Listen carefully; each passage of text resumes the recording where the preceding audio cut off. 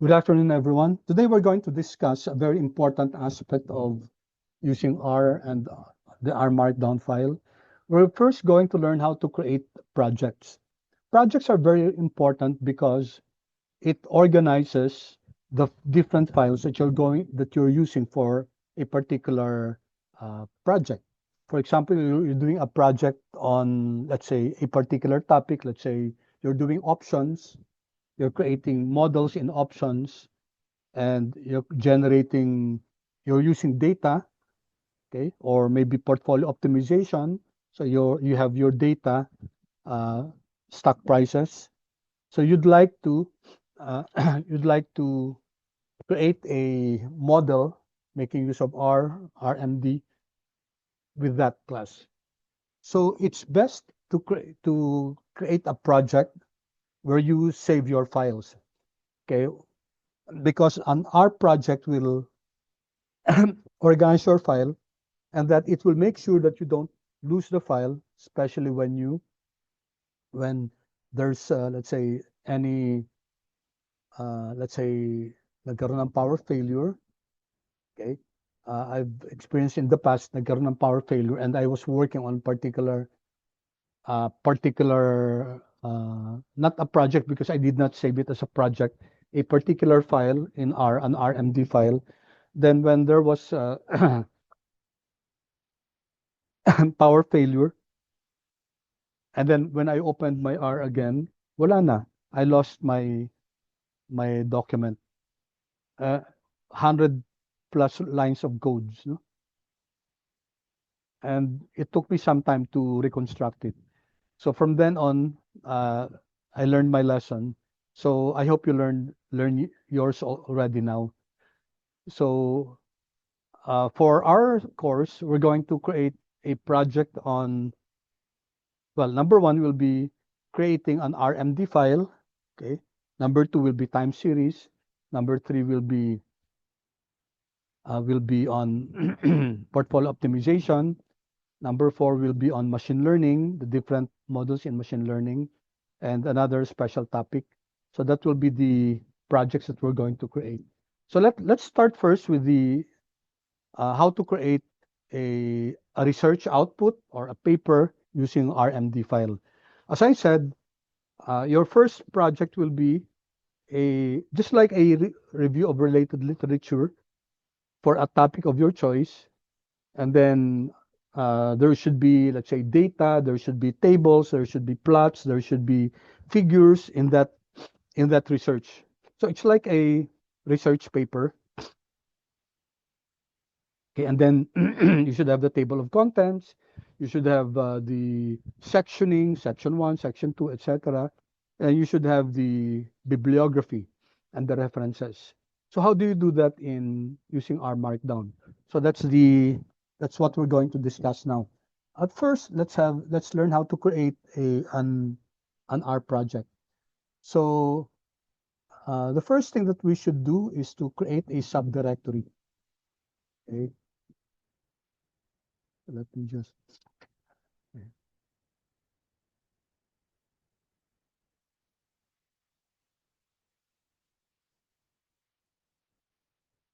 Okay, saan na yung ano ko?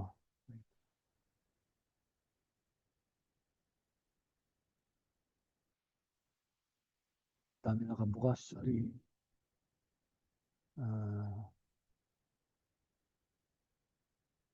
Here. Okay, so in my, I'd like to I'll be opening, sa desktop ko na lang, kindly open a folder wherever you want. I'll open one in my desktop here. And new,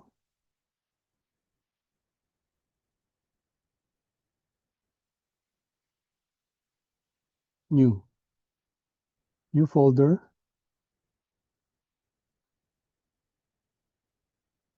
And I'm going to name it, ano na lang, 00 din, no? However you want class, no? And save it in a location which you prefer. Finlips, make it Finlips K32. Okay, so this is the folder that I'm going to create. Okay, then I'm going to open, okay,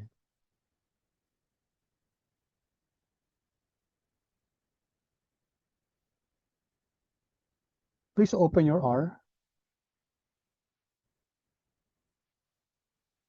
Okay, and once you open R,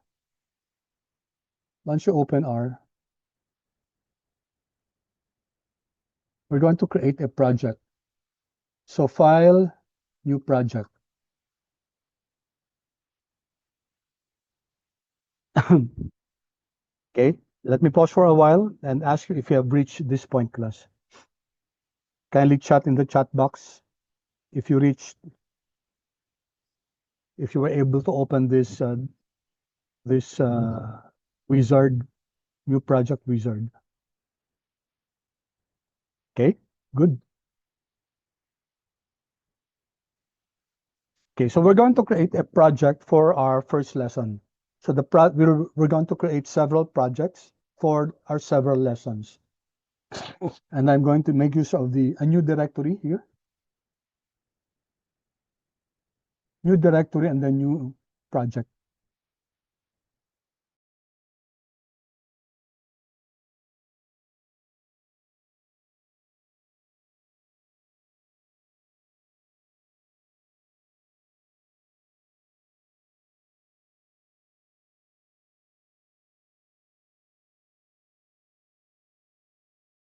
Okay, new project.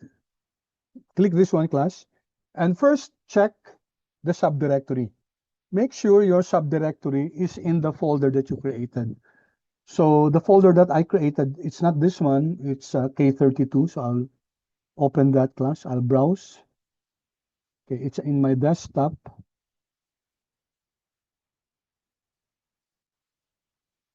Not responding. Wait lang. Okay, desktop and here. So this is the folder that I created as a subdirectory of this subject. Going to click this and then don't open it, just open it here. Don't click it. Open and check, class, if it's in the subdirectory. Okay, subdirectory. And then I'm going to open what's the name of your new directory? I'll call it one because the next projects will be 2, 3, 4. I'll number it for easier access. So one, and then I'll call it maybe creating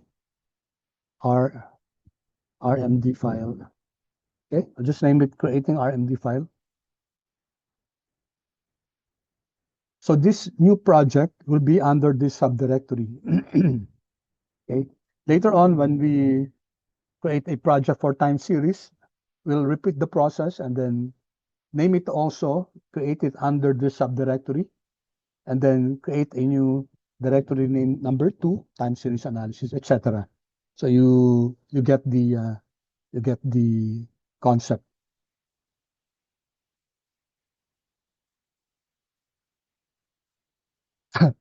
So I'm going to click this one so that it will open the new R project and then create the project.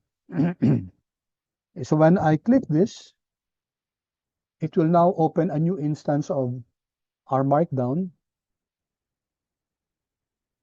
And then you can now see that it opened our project.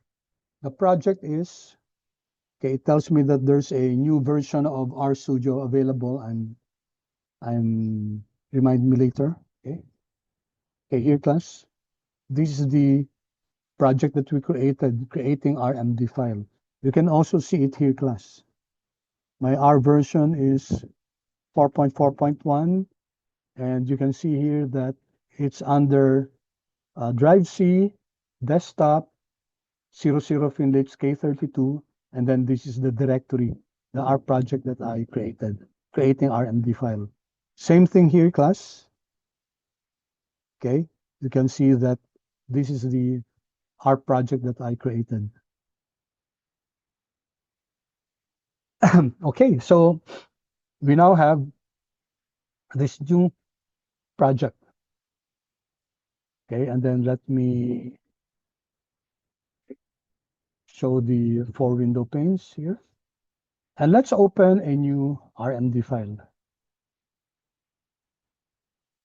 Okay, so this is a new RMD file. I'll close this R script. Okay, and let's first check, class.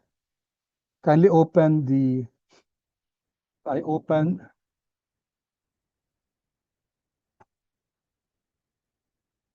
my subdirectory here, 00 Finlits K32. I'll click this, and I can see here my R project, creating RMD file. And inside this one is my R project file. So this file will organize your data. Okay. And since if we check where we are, class, I'll check in which working directory we're in, get WD, control enter. I'm in my R project here, creating RMD file. That's good because when you save, automatically it will save it here. Okay, so I'm going to, okay, let me create another RMD file, and let's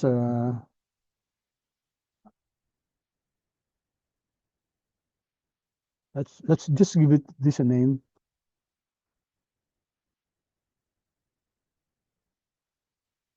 For say reports, okay, that creating RMD file for reports, and then let's just use an HTML file. Author. So if you're a group, you can put here several names, and then here I'll use the variable date, document, and then okay. So I now have this. I'll close this. Okay, this is my RMD file. Notice it's not yet saved here. But when I save this, file, save as class, notice it automatically defaults into your working directory, okay, creating RMD file. So let me just call it report one. Anyway, just an arbitrary name, save. And when I do that, you notice that this one saved that RMD file, report one. Okay. The name of the file is report one here, class. The title of this file is create RMD file, but the name of the RMD file is report one, which is this one. Okay, so you notice that it organizes your data. If you load, for example, a data file, Excel file or CSV file, then you should load it in the R project. Okay, load it in creating RMD file here. Okay, may I ask you if you're able to follow? Let me pause for a while. Kindly indicate in the chat box, please, if you're following.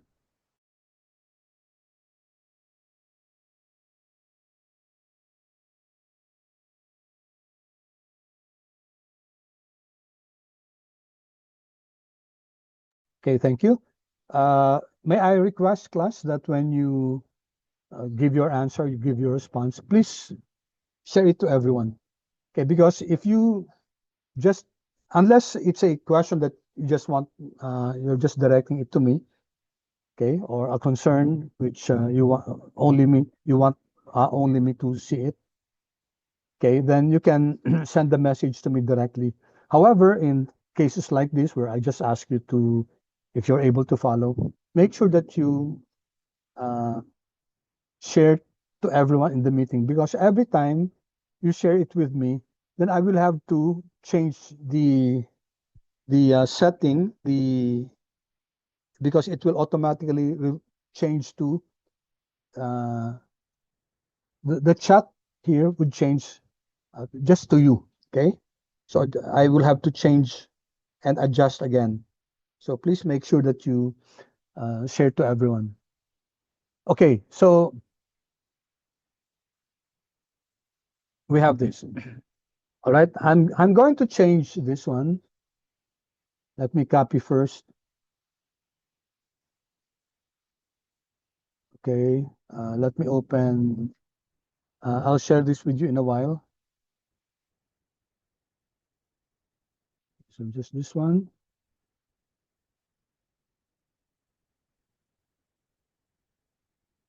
Okay, unfortunately, I can't. No, I'll I'll just copy portion by portion.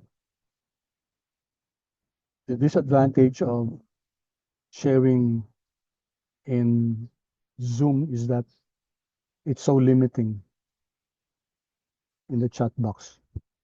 Okay, so this is okay. All right, so kindly copy this in your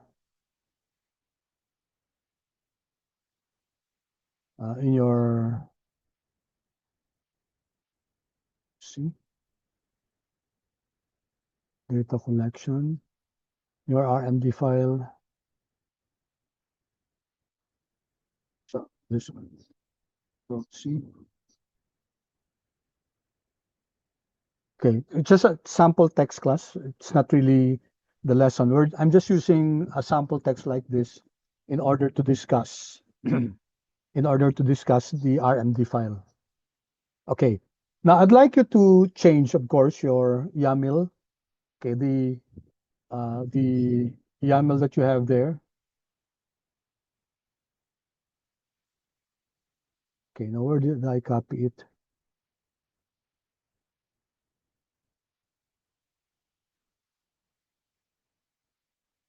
Oh no, wrong, no?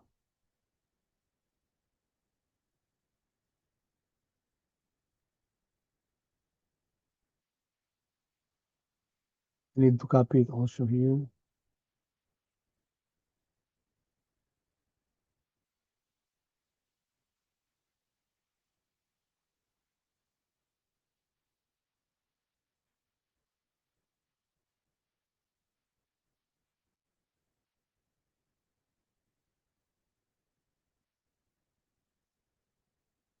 Okay, so for the YAML class, I'll give you a few seconds to, okay, John Doe should be my name. I'll give you a few seconds, class, to copy this.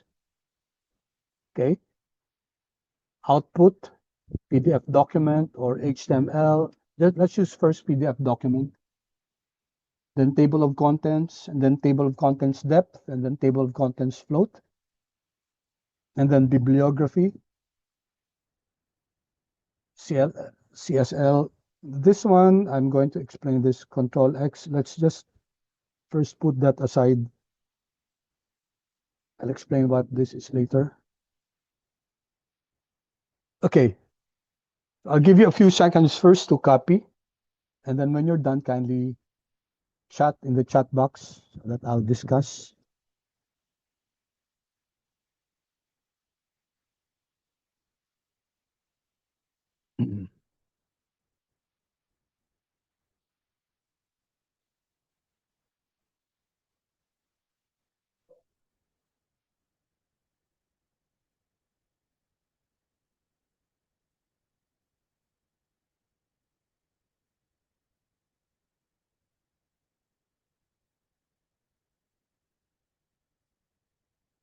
Once you're done copying this, class, kindly chat in the chat box. You revise your YAML.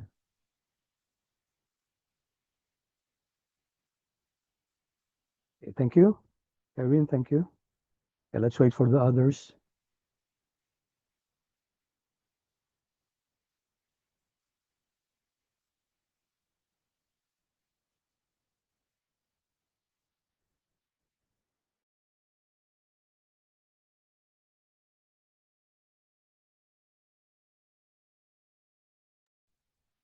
Okay, thank you. All right, so let's discuss this. The title we know, so we're just generating a sample document. So suppose we were doing some research on using machine learning in finance. Okay, the author, then the date. You know what this is, class? This is to make it variable, make the date variable so that when you print or when you render the document, it will give the date when you rendered this document and not a fixed data. Output class, okay, so we can do HTML, presentation, etc. There are many outputs that can be done in RMD file class. So let's just make use of a PDF document. So notice when we, okay, let me again show you our markdown. I'll not put any title there. Okay, take note, you can use a presentation. Okay, if I use this, for example, presentation, okay, then okay. And notice class that here, the output will be IO slides presentation. So depending on the output that you want, okay, the output will be automatically reflected here. Another example, R Markdown, and then let's see, Shiny for web development. Okay, okay. Then you can see here that output HTML document and then runtime Shiny. Okay, so it all depends on what you want to generate. So I'll close this. All right, here where we would like to generate a PDF document and then see the syntax class. Okay, be careful with the spacing. Okay, here. So originally it was like this, right? PDF document and okay, let me once show this again. RMD document and then PDF. Okay, you can see class here, PDF document, and then of course no colon here. Okay, but this time PDF document, and then under PDF document we have table of contents. Okay, so how do you write this? Okay, output, and then PDF document, another colon here, and then 2 spaces again, TOC, true. TOC stands for table of contents, and then TOC depth, it depends on the depth. It just means the sectioning. Section 1, 2, 3, 4, which means that if you look at your document, it will have Roman numeral number 1, then letter A, then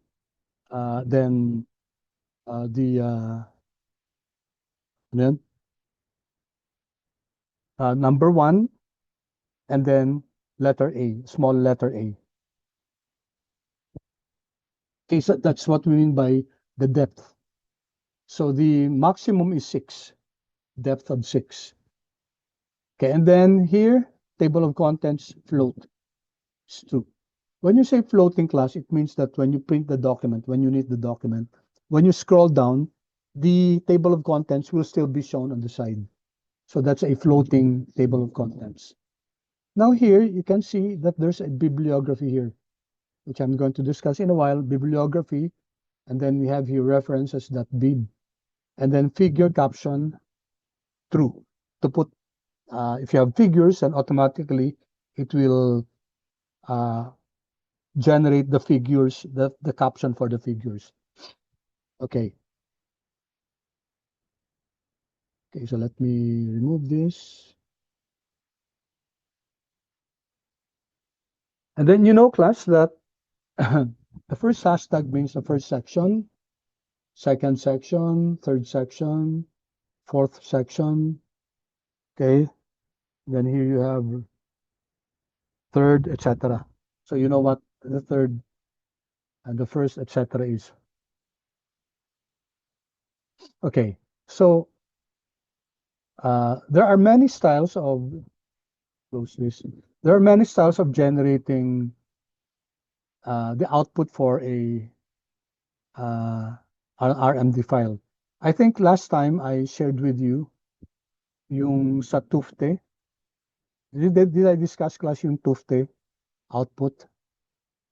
Feedback please, class.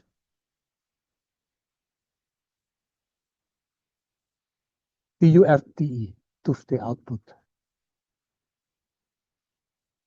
Did I discuss this, class, in Tufte?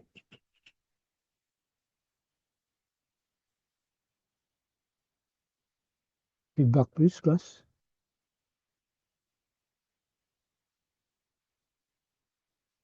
Okay, yes, and I recall, yes, class, diba? I even shared with you itong R markdown, diba? Control C, Control V, diba? Okay, in case you forgot, class, this is very important for you to read itong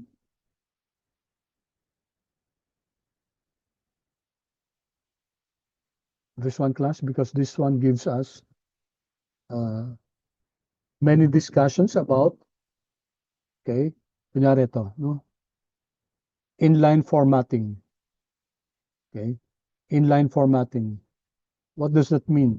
Inline formatting refers to how you write your text.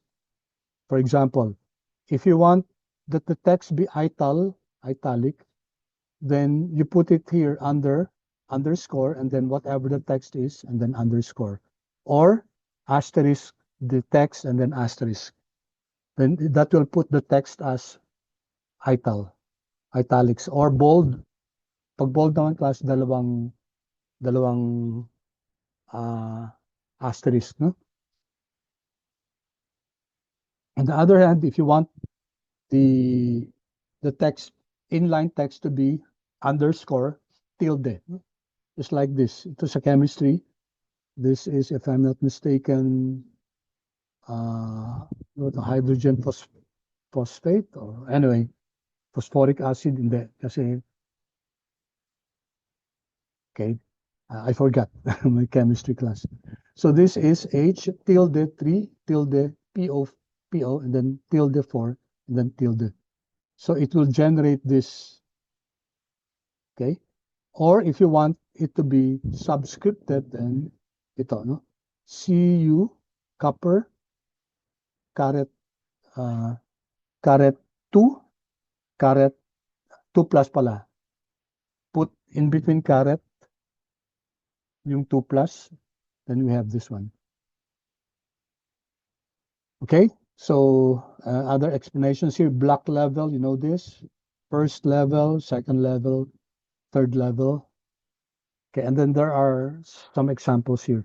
So for your first paper class, which will be, as I said, a research paper, I want you to, of course, follow the formatting. Okay, the objective is for you to be able to generate an output. Okay, it's as if when you render this, it's as if it's not in a it's as if you just made it or created it in a Word file or a PDF file. It should be clean. It should have the necessary outlining, the sectioning. It should have figures, charts, plots, everything. Okay, and then you should cite some references. Okay, so here, class, R code chunks and inline R R code. So what example do we have here? Figures here.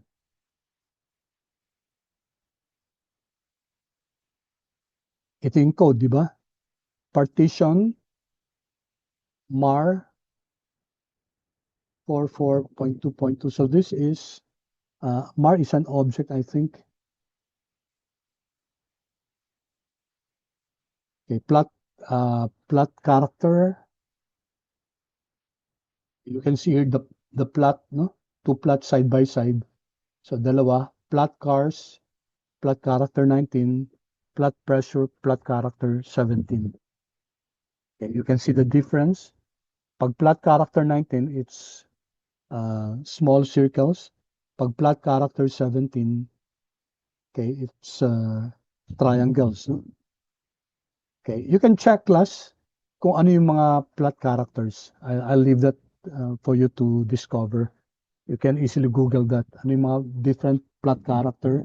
Pag plot character is equal to 1, ano laman niya. No? Alright, this is an image. Okay, you can see how paano pinasok yung graphics, ano? Then nilagay dito, figure align is equal to center. Okay, figure that cap is equal to, okay, depende kung ano yung, kasi ilalagay natin yung, ano, di ba, yung figure caption. So, depende sa number of figures, R will be the one to put the number here. Okay. So, many things you can do, class, and just to, this is for HTML document, okay? This is for PDF document or for Word document. So may sarili-sarili silang peculiarities, presentation to, the I/O slides. If you're interested in creating a presentation, to makakatulong to. No? Okay. So iba't ibang klase presentation kasi may I/O slides, may slidey, may Beamer presentation. Okay, and then this is the Tufte handouts. I think I discussed this last time, but just for purposes of review, okay, the Tufte handout is quite a very powerful format. No? Kasi siya lang yung pwedeng maglagay ng figures sa side note, no? Or across the page.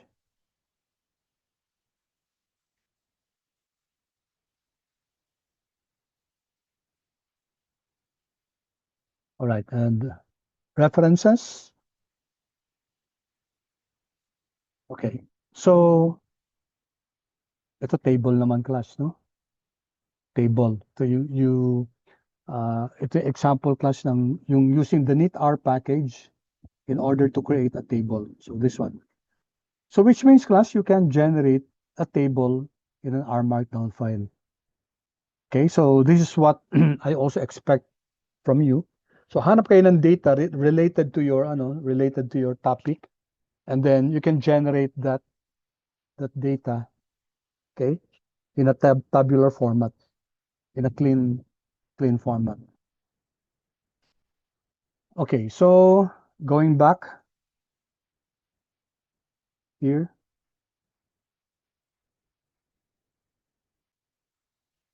Okay, so let's now discuss this, class. Ito, yung bibliography na to. How do we create a bibliography in R Markdown? So, may question ba?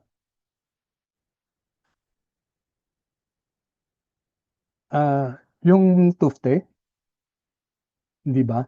Okay, so buti na review ko, class, no? So yung Tufte, class, it's a type of output here. Sa reference na, of course, there are other references, class. There's a discussion here of how to generate a Tufte handout. A Tufte handout, class, is one of the, sabi natin, napakagandang style siya. Because it makes extensive use of side notes. Okay? As I showed you, hindi siya yung below the page. Pwede naman below the page. No? Pero ito, kasi ang advantage ito, kita mo kagad, class, yung yung reference dito. Okay? The only disadvantage of this is that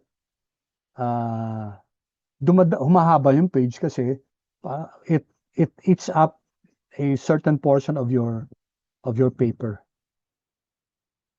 Okay, and how do you generate this? Ito, class. And output.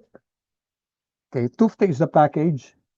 And so you can just write here Tufte handout and then default, Tufte HTML default. Okay, and as I said, there are many other references. Okay, some students in the past, when they submit an output, ang gaganda kasi they made use of Tufte. Of course, may limitations din ng Tufte. No? You can create a floating table of contents. May limitations siya. Okay, but the output, let's say tables or figures, nasa margin siya, it looks very good. No? It looks very good. Okay, so going back here. Okay, so as I said, let's now go to references. I gave here, class, a sample, lang to, yung para may text lang tayo, no? Kasi we're going to knit this. Okay. So let's say we're doing a paper on machine learning, no? So let's look for references, journal articles. So let's use Google Scholar. Okay. So type natin class dito, Google Scholar. Google Scholar. Okay. Here, Google Scholar. Or of course, you can use our database, yung ProQuest. But what's important here is, so Google Scholar, no? And then let's type machine learning in finance. There. So there will be several articles here. Of course, mas marami class yung ano, yung you can make use of yung ano natin, yung database natin sa school.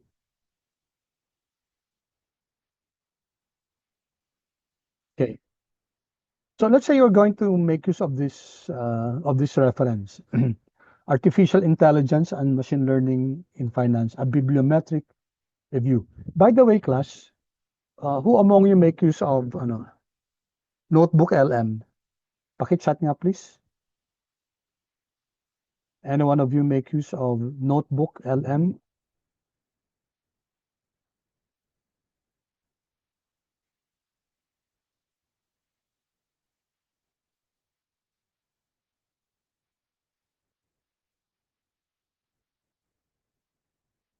Notebook LM. Any one of you make use of that?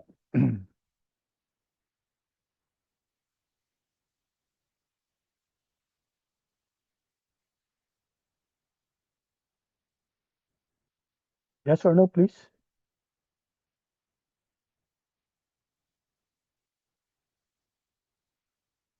Okay, all right. Now, this is a powerful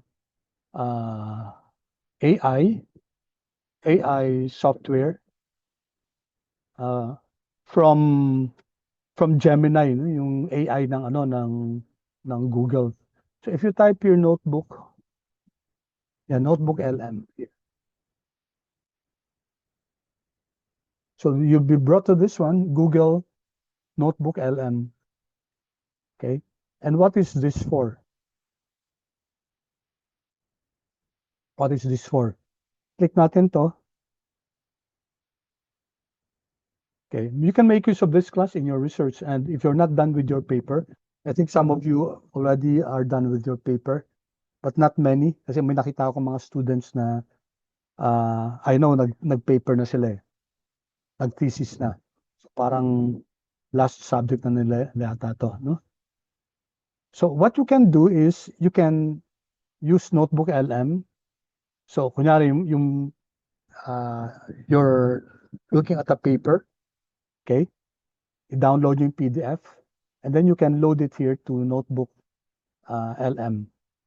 And then you can see, class, it will give us some the summary, the points, okay? So many things about that paper. And you can make use of that, yung output nun, for your review of related literature. Of course, hindi pa pwedeng copy paste lang, no? Kailangan i-modify mo rin yun. But at least it gives you, if you're, let's say, working on several papers, if you're looking at, let's say, 50 journal articles, syempre hindi mo naman lahat mababasa yun, di ba? So what you can do is, you can use Notebook LM and try to see ano ba yung laman nitong paper na to.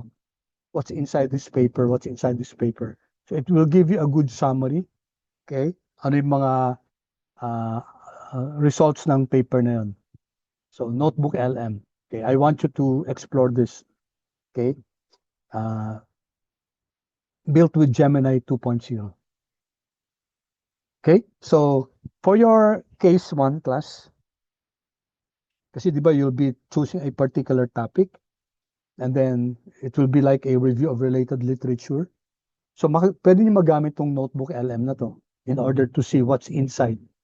What's the summary of this particular article?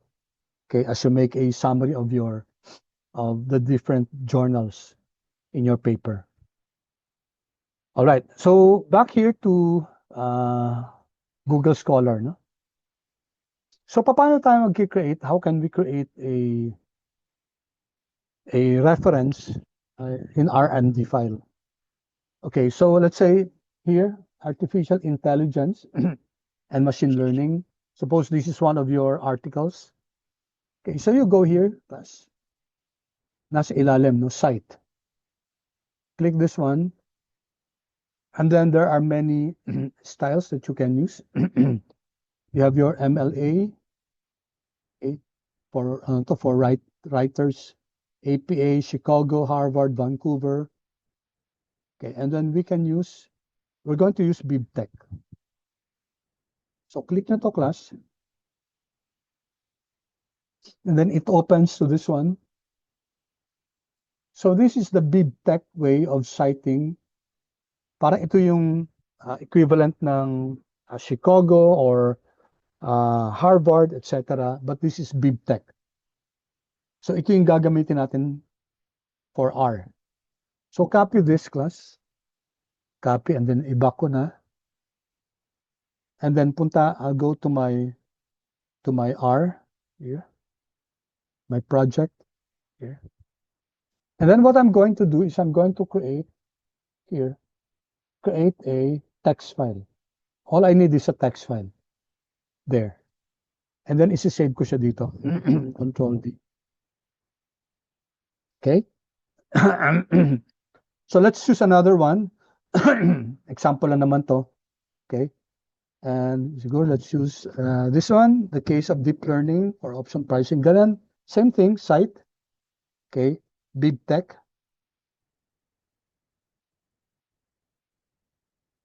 Control C. And then once again, save it in our, okay. Copy natin dito. And let's have another one.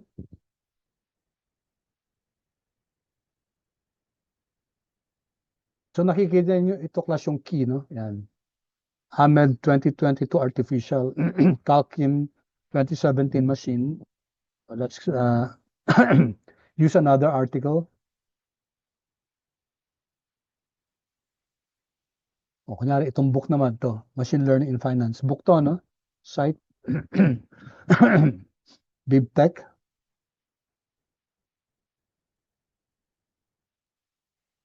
Okay. So the format is quite different. Yan, at book, no? Yung isa at article. Control C. And then here, back here, Control V. Yan. At book yung isa, ito, at article. So let's just limit it to this three articles. Okay. Now what we have to do, class, is we have to save this. Save natin tong, dagdagan pa natin ng isa. Okay. For purposes of illustration. Okay. And then let's go here. The 4 horsemen of machine learning in finance. Site natin. Site. BibTech. Okay. At article. Copy. And then back to our project here. Control V. All right. So we have 4 articles here, 1 book, and 3 articles. So we're going to save this here, class. Sorry, file, save as. File save as, and automatically it will save it in the R project, in our R project. And best to use, I just recommend this, references, and then dot bib for BibTech. So you have to use references.bibtech. Although this is a text file, class. This is a text file. Yung file extension na to, so let's save it. It's for this one. Kasi yung bibliography natin, references.bib.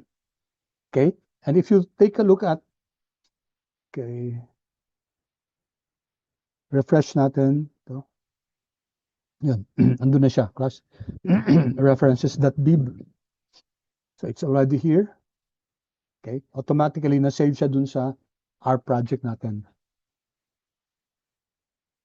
Okay. So for your paper class, I will leave you to explore paano kung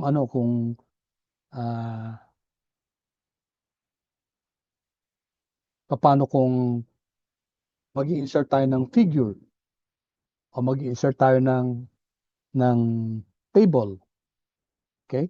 So I leave you to explore how to do that. Madali lang naman, class. It's quite easy to do that. Okay, so now since we were using itong 4 na to, no? Okay? Do not put any article here that you're not going to quote. Okay, so lahat dapat dito kinote natin. It makes no sense, class, to include the article in your references if you didn't use it as a quote. Okay? So, tingnan natin yung unang article natin. Okay? Let me go back a bit. Tapos mag-quote lang tayo, no? Okay, back. Eh, di ba ito yung una natin? This one, no? Artificial. Okay, at I'll open this in new tab here. Ayan. And then, copy lang tayo dito sa ano? Okay, kunyari, copy natin to. Okay, Scopus database. Control C. Suppose we were quoting this, okay?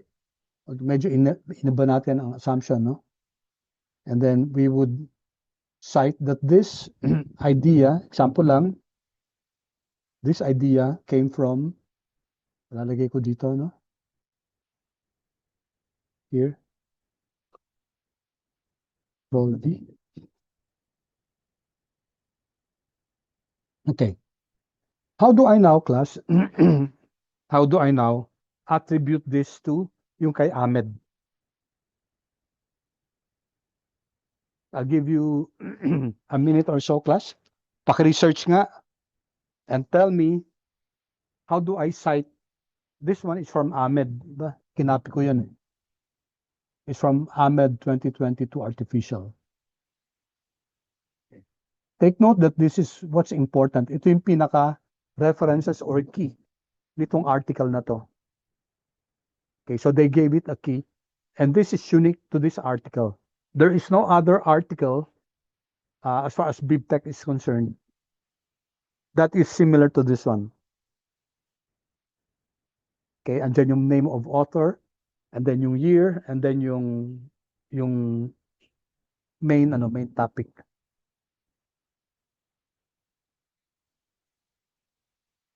Okay, so we need to cite that here. So paano, class? Okay, I'll give you, I'll let you have a few seconds. So pakihanap, class, kung paano, how do we cite si Ahmed dito?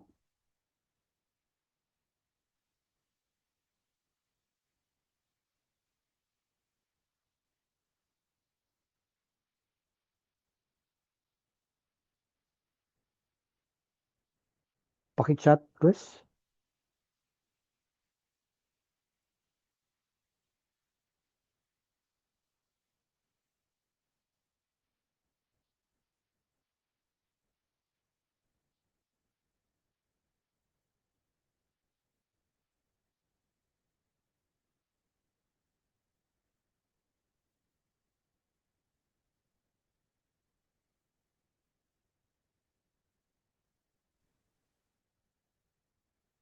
Waiting for your answer, class. How do we attribute this? Author is Ahmed. Di ba pag when you create a research class, di ba ilalagay nyo doon Ahmed, let's say 2022, okay, etc. If it's APA. So we're still using APA. Okay. However, it's in an RMD file.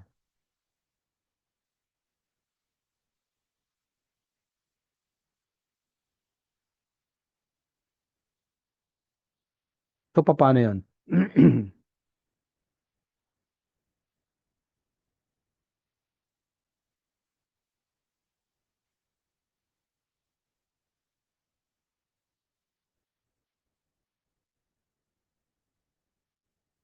Waiting class, waiting.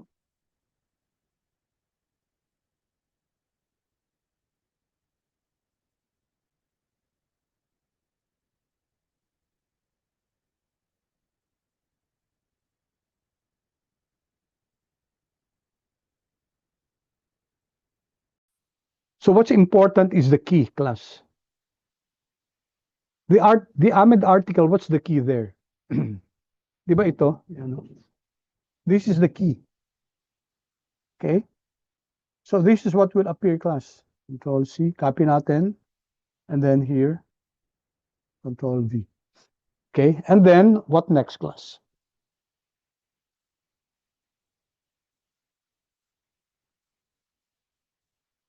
What next?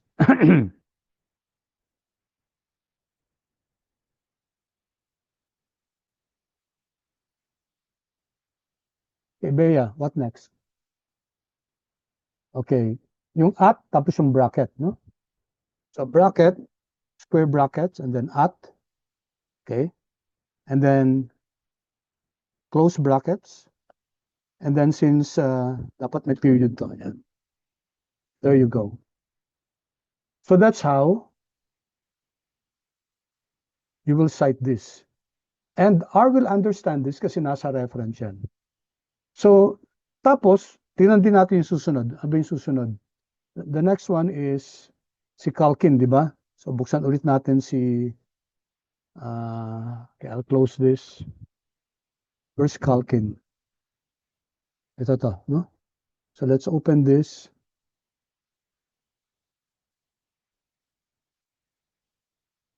I just lift any portion there.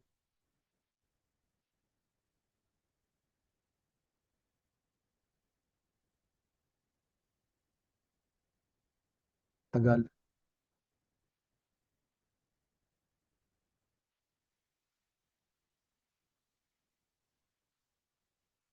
Okay.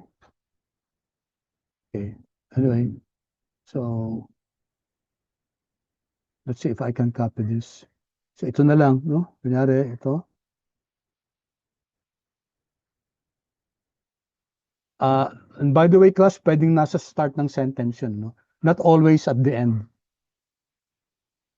Okay, so pwedeng ganung format. Calkin et al, ganun. Pwede rin yun. So, I will let you on your own see how that's done. That's done. Control V, I'll copy it here. Okay, and then same thing, class. Square brackets, then at, and then dito sa references natin, ito, Calkin sheet. Control C, then Control V. There you go. And then, okay, so let's see another, let's add another one. Okay.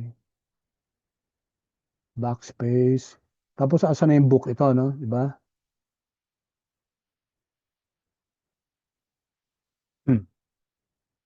Okay.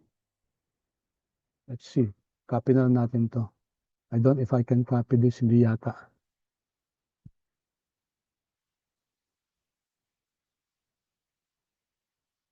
Kailangan mag-log in. Okay. Ganito na lang. So, anyway, ano lang naman to, class, no? I'll just copy this. Control C. And just pretend that it's a text that we're copying here. Okay. Lagay ko na lang dito. So, lagyan ko lang ng the whatever. Remove this.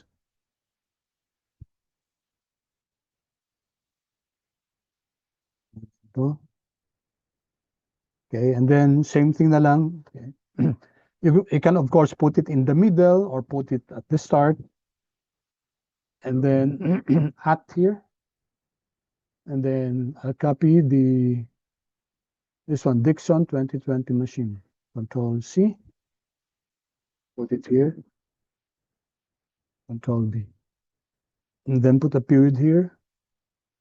Okay. And then I'll leave the, sige, yung last para at least apat tayo. Apat. So what's the last one? Si Dixon 2019 4, no? Yung Four Horsemen yata yan. The Four Horsemen tier class. Okay.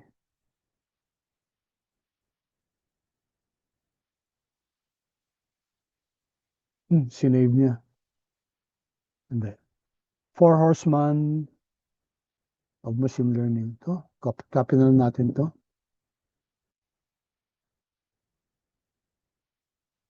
Yeah, anyway, Control C. Sample lang naman, class. Could have put any other text naman here. And then, I'll put it here below. Dito na lang, class. Control V.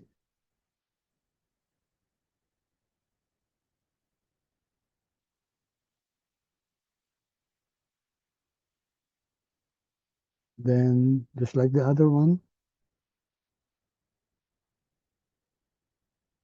pause.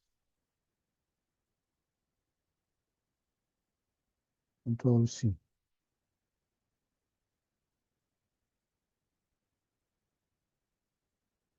Okay. So this one class, and then I'll put a hashtag here, one first level, put here bibliography.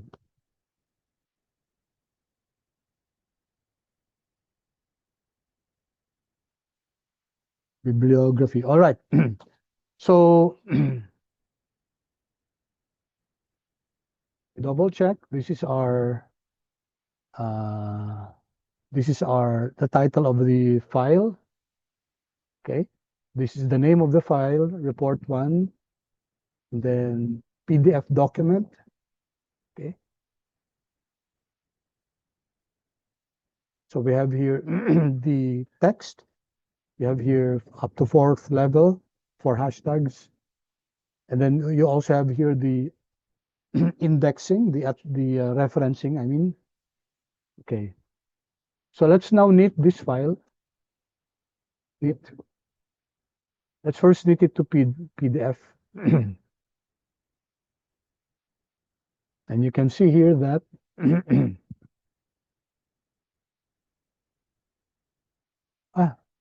ba't nag-error?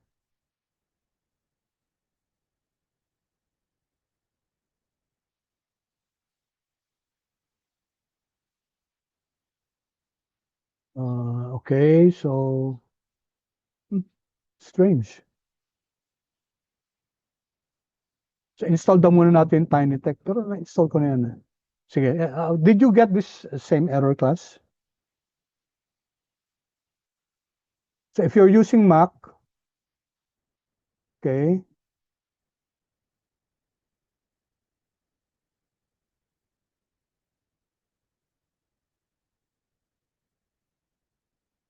strange, class. Kasi kanina ginawa ko na to kanina with my other, yung sa other class, no? And perfectly fine yung ano namin, yung output namin. Ito yung kanina sa amin, no?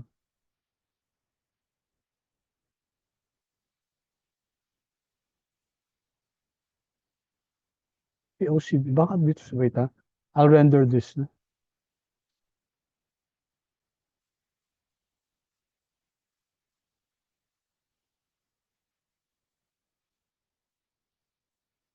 Okay. Okay. So, let's first, okay, balik tayo. Init muna natin class sa HTML.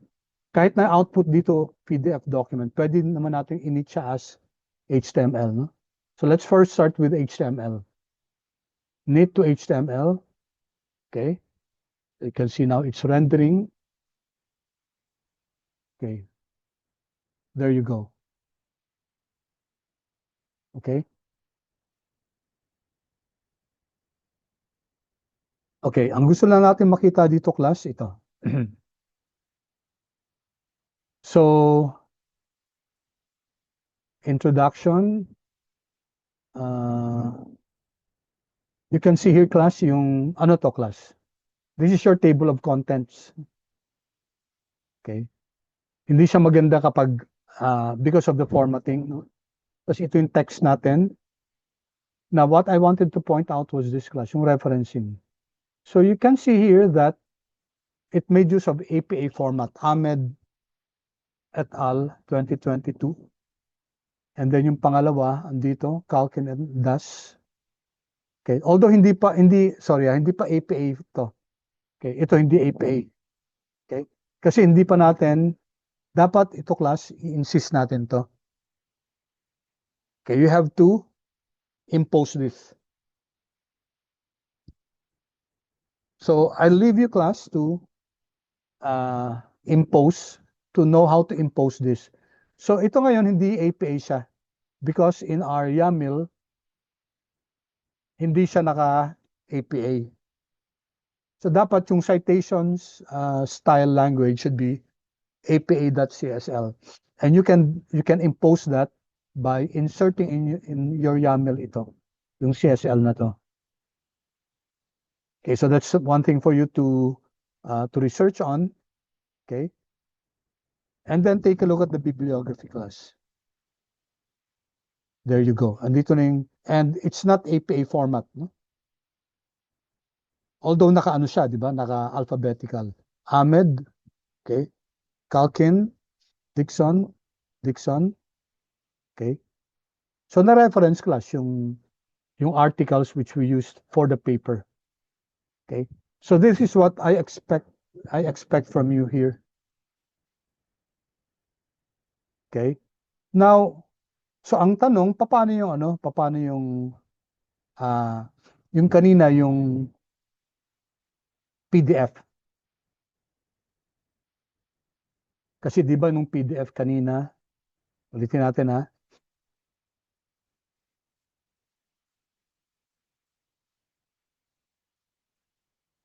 Okay. Kasi kanina, class, meron ba tayo ano? Kasama ba yung HTML? Hindi yata, ano? Wait. Let me see. Magkaiba pala yung ginawa ko kanina sa ano. Yeah, pareho lang. Yeah, may HTML tapos may PDF document. So once again, class, okay, if we knit this using PDF,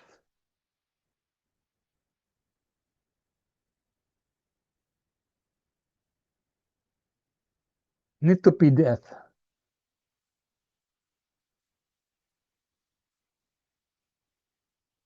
Okay, nagme-message sa class, no? Execution halted. Bakit? No LaTeX installation detected. Okay, dapat daw, LaTeX is required to create a PDF output. So dapat you should install a LaTeX distribution for your platform. Okay, you have to go to this site, LaTeX project.r. It's an add-on class, no? So dapat i-install to. Freeware naman yan, hindi walang bayad dyan. Or, sabi niya, you may install TinyText in R. So let's try this, class. Pag otherwise, kapag ang MikTeX class, pag Windows, kapag Mac naman, ito, you'll have to look for this one, no? MacTeX. But let's try to install this. I'm going to, in the console, no? In the console, i-delete ko to, then Control V. Okay, so this is from the TinyText package, install TinyText. Let's see if this will resolve the the issue.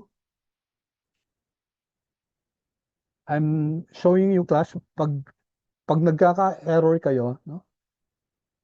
Kailangan, class, hanapin niyo yung ano, yung source ng error. And then, most probably class, others have experienced that. And then there are many sites like cross validation. There are many sites that will, that has most probably addressed that issue. Okay? So medyo 114.7 megabytes. Hintayin na lang natin. May nag-comment ba dito? Okay, yes. Alright, so no problem tayo dun sa HTML, no? So that's why I make it a requirement for you to submit the HTML document kasi this is the easiest thing. Ang pinaka mahirap yung PDF. Okay, yung sa Word may may kailangan din i-ano. Mas maganda din kasi yung output ng PDF kaysa sa Word.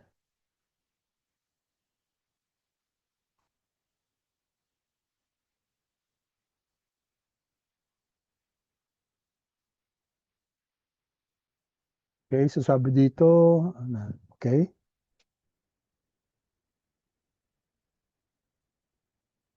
Uh, kasi bago tong ano ko, no, yung laptop na ginagamit ko. So that's why hindi ko pa na-load dito si TinyTech eh. So in my other laptop, wala akong problema pag nagre-render ako sa PDF. So okay na kaya to, no? Okay. May missing daw. Okay, pero I think this okay, wala naman siyang message na may error. Okay, let me render this again. Now that I have loaded yung TinyTech. Okay, neat again using PDF. If there's an error, you have to, and nag-halt na naman. Oh. Okay, nag-halt na naman siya, and then you'll have to, yan. Okay, so here class, TOC float, unused argument, TOC float is equal to true. So ibig sabihin class, pag PDF document, hindi tinatanggap tong TOC float. No? Okay, ayun. No? So let's see if so that's how you try to, uh, sorry, Control Z. Let's see if I delete this.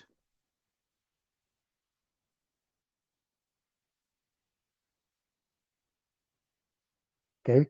So tinanggal ko yung yung floating table of contents. Okay? But it would be good sana to have that. Create output format, do that call. So okay, let's see again. Knit to PDF. You have to be patient class ito, no? Ayan. Ayan na siya. Nag-knit na siya class. Ayan. So where can I find it class? In our directory. In our project. So this is our project. Tingnan nyo class. No? You have the report one kanina. Ito yung HTML file. Okay, this one is your PDF file. And it should be under your files here. Yan. Refresh. Okay, here. Report one PDF. And if I click this, there you go.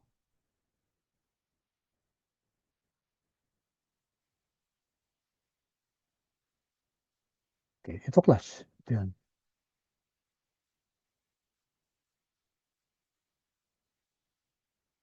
So ito yung ito kailangan ayusin pa tong class yung table of contents. Naka-indent yung yung sub, no? Okay. Here's your text. Here's your bibliography. Okay. So at least class, you have the idea. Okay. And it's up to you to really fine-tune this. Ang importante class, you know how to generate the bibliography, the table of contents, although you can still improve on this. Okay? Yung table of contents, yung headers, pwede natin lagyan ng ng let's say ng 1, no? 1. Tapos A. Tapos 2, tapos A or B, etc. You can put that. So this is the type of output that I'm looking for, no? Okay. Although hindi ko pinakita dito yung mga codes kasi dati sabi ko nga, di ba, may nag-submit ng codes. Yung 100, ang haba ng code, 100 pages class. Pati yung ano niya, and hindi 100 pages yung code, ilang lines lang, siguro 1 or 2 pages yung lines. Tapos yung output, okay, na hindi naman kailangan na nasa paper, 100 pages yung, kasi repeat yung code eh. Okay, tapos nagre-process. Okay, and then another thing class is kailangan APA format.